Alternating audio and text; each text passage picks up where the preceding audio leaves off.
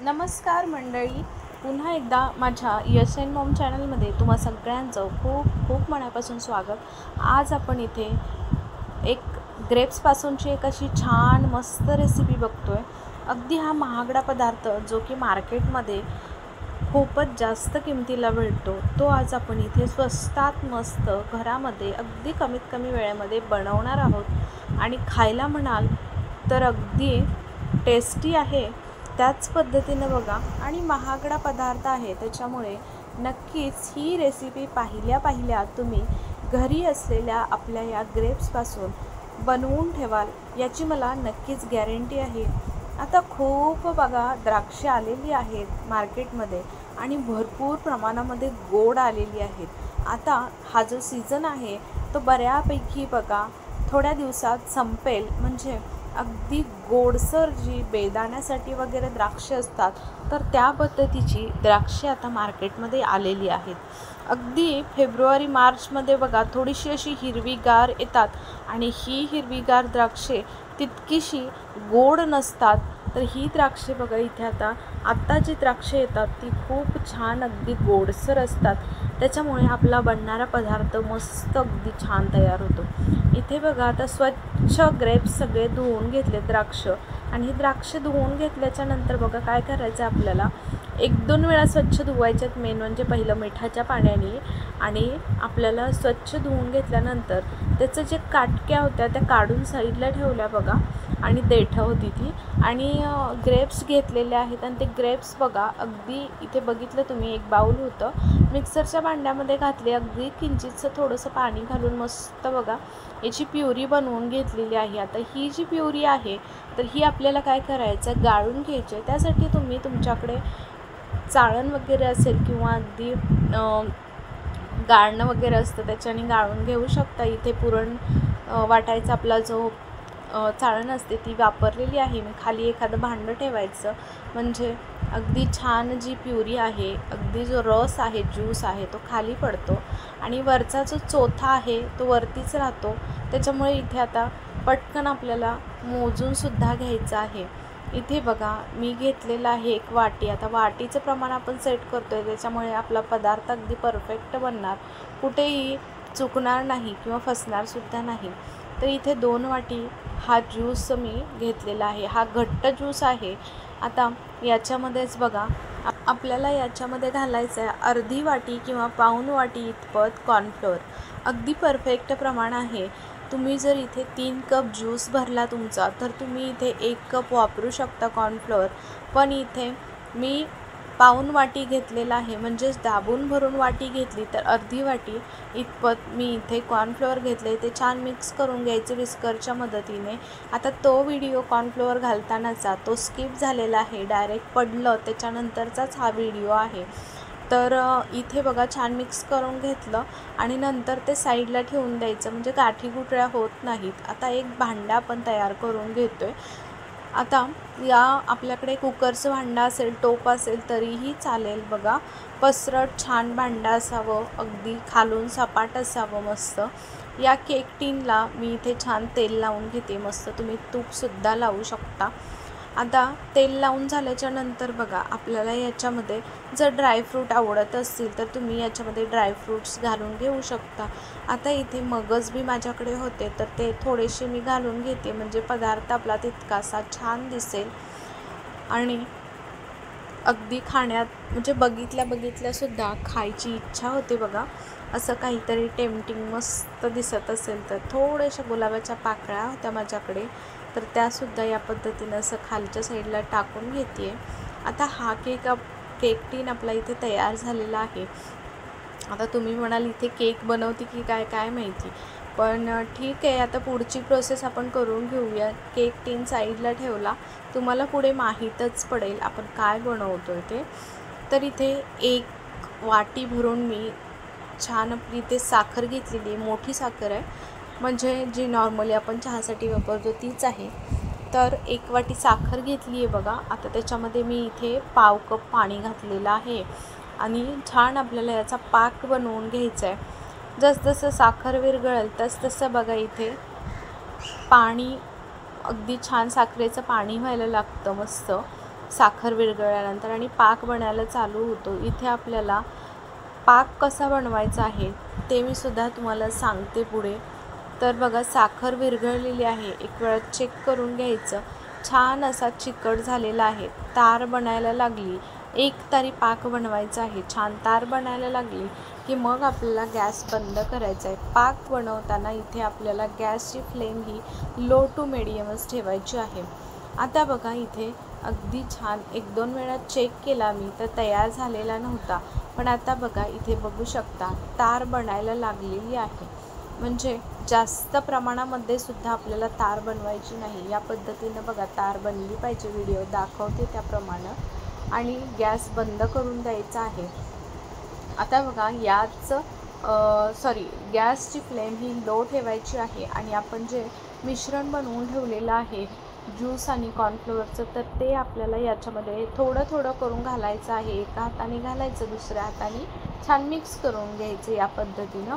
म्हणजे अगदी छान मिक्स होतं आणि कुठं लगेच त्याच्यामध्ये गाठी गुठळ्या होत नाहीत. अगदी थोडं थोडं करून असं घालून घ्यायचं. जसं आपण याच्यामध्ये मिश्रण घालू तसं बघा हे जे मिश्रण आहे ना तर ते दाटसर व्हायला चालू होतं.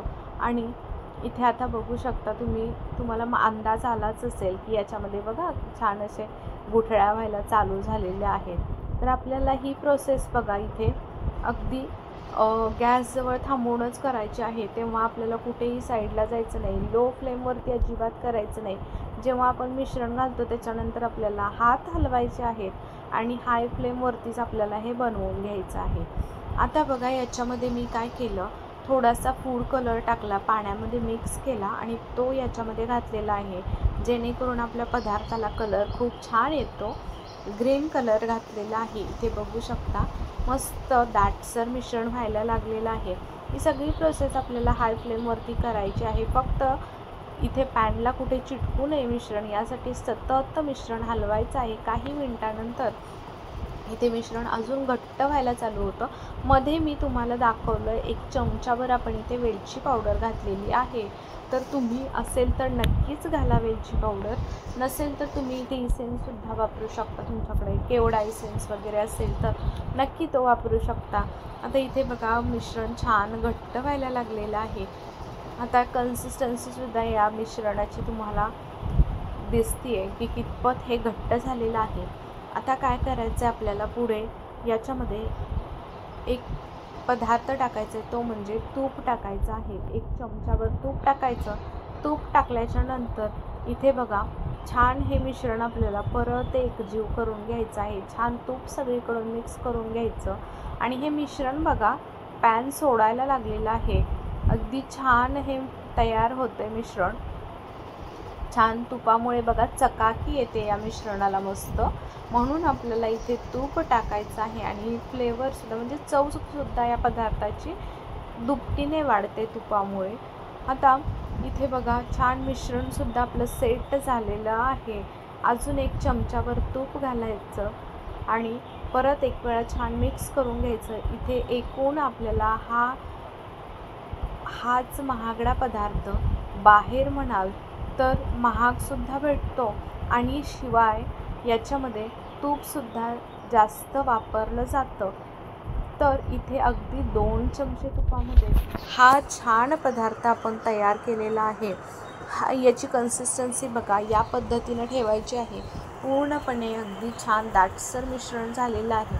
आता हे मिश्रण चेक कसं करायचं ते सुद्धा मी तुम्हाला दाखवते की इथे मस्त बघू शकता प्लेटमध्ये थोडंसं मिश्रण काढून घेतलेलं आहे आणि हे मिश्रण बघा आता इथे अगदी जेव्हा आपण हात लावला तेव्हा ते अगदी पसरत नाही आहे, म्हणजे घट्ट आहे. छान थोडंसं गरम होतं त्याच्यामुळे ते तसं दिसत होतं, पण अगदी परफेक्ट मिश्रण तयार झालेलं आहे. मस्त जेली टाईप मिश्रण तयार झालं आहे बघू शकता. आता आपल्याला हे मिश्रण काय करायचं, गॅस बंद करून दिलेला आहे मी आणि इथे हे मिश्रण सगळं या केक टिनमध्ये काढून घ्यायचं आहे आणि पटकन ही प्रोसेस करायची आहे. नाहीतर मिश्रण आपलं म्हणजे आपला हा जो पदार्थ आहे तो पुढे जाण्याची शक्यता असते. त्याच्यामुळे आपल्याला हा पदार्थ अगदी कडक बनवायचा नाही, छान जेली टाईप बनवायचा आहे मस्त. त्याच्यामुळे बघा पटकन त्या स्टेजला आपल्याला हे मिश्रण काढून घ्यायचं आहे आणि केक टिनमध्ये ट्रान्सफर करून सेट करून घ्यायचं आहे. या पद्धतीनं गरम गरम आहे तेव्हाच आपल्याला सेट करून घ्यायचं आहे. आता तुम्ही इथे बघा थोडंसं वरतूनसुद्धा या स्पूनला थोडंसं तूप लावून सेट करून घेऊ शकता, म्हणजे छान लेवलसुद्धा येते आणि पदार्थसुद्धा आपला तितकाच छान पद्धतीनं सेट होतो. बघू शकता या स्पूनलासुद्धा कुठे मिश्रण लागत नाही. त्यासाठी आपल्याला तूप किंवा थोडंसं इथे बटर किंवा तेल वगैरे काही तुम्ही यूज करू शकता वरतून लावायला. आता बघा छान मिश्रण सेट झालेलं आहे. आपल्याला हे मिश्रण अगदी 20 ते 25 मिनटासाठी म्हणजे थंड होईपर्यंत आपल्याला हे रूम टेम्परेचरवरतीच ठेवायचं आहे. आपल्याला याला फ्रीजमध्ये ठेवायची काहीच गरज नाही किंवा फॅनखालीसुद्धा ठेवायची गरज नाही आहे. हे आपल्याला सेट करायला या पद्धतीनं असंच सोडून द्यायचं आहे, साईडला ठेवून द्यायचं आहे. एक अर्धा ते पाऊण तासानंतर, अर्धा तास ठीक आहे, अर्ध्या तासानंतर बघा हे मिश्रण छान सेट झालेलं आहे. आता अगदी हातसुद्धा असं वरतून दाबून मी तुम्हाला दाखवलं, मस्त सेट झालं आहे मिश्रण. आता काय करायचं, साईडनं कडा सोडवून घेतलेले आहेत मी इथे चाकूच्या सुरीच्या साह्याने आणि इथे बघा मस्त आपली ही मिश्रण काढून घेतलेलं आहे एका प्लेटमध्ये. खूप मस्त जेली टाईप हे तयार झालेला आहे हा पदार्थ. अगदी याचा जेली टाईप केकसुद्धा तुम्ही म्हणू शकता. खूप मस्त मिठाई आणि केक तयार झालेला आहे हा जेली टाईप. तर तुम्हाला ही माझी रेसिपी कशी वाटली, आता आपण कटसुद्धा करून घेऊया. एक पीस तुम्हाला याच्यातील मी कट करून दाखवते. खूप अगदी सहज कट होतो आणि मस्त मुलंसुद्धा आवडीनं खातात. अगदी मोठेसुद्धा खूपच भारी लागतो. आणि आता सीझन तर चालूच आहे. खूप कधी ग्रेप्स खाऊन आपण कंटाळतो, थकतो. तर त्या अशा वेळी तुम्ही ही अशी मिठाई बनवूनसुद्धा ठेवू शकता. फ्रीजमध्ये ठेवायची काहीच गरज नाही. अशीच ही जेली टाईप मिठाई ही बघा अशीच वरच्यावर खाऊन संपून जाते. मला वाटलं जास्त दिवस राहील, पण 1-1.5 दिवसामध्येच बघा ही माझी संपून गेली. आणि यशलासुद्धा खूप जास्त आवडली, कारण हे त्यांना मुलांना जेली खूप जास्त आवडते. तर त्यासाठी बघा ते चमच्याने असं साईडनं कट करून खातात आणि मस्त लागते. किंवा असेच पीससुद्धा खायला खूप भारी लागतात. नक्की मी सांगते म्हणून एकदा थोड्या तर प्रमाणामध्ये तुम्ही नक्की बनवून बघा. तुम्हाला नक्कीच मुलांनासुद्धा मोठ्यांनासुद्धा ही मिठाई, हा केक आवडेल. पीसेससुद्धा या पद्धतीने छान कट केले की अगदी टिफिनमध्ये सुद्धा तुम्ही एखादा पीस दिला तर मुलं आवडीनं खातात. आणि असं काहीतरी नवीन बनवलं की जे त्यांना माहीत नाही तर ते अजून जास्त आवडीनं इंटरेस्टिंग वाटतं, त्यांना असं छान वाटतं म्हणून खातात. तर नक्कीच तुम्ही बनवून बघा. आणि ही माझी रेसिपी कशी वाटली तुम्हाला ते मात्र जरूर कमेंटमध्ये कळवा.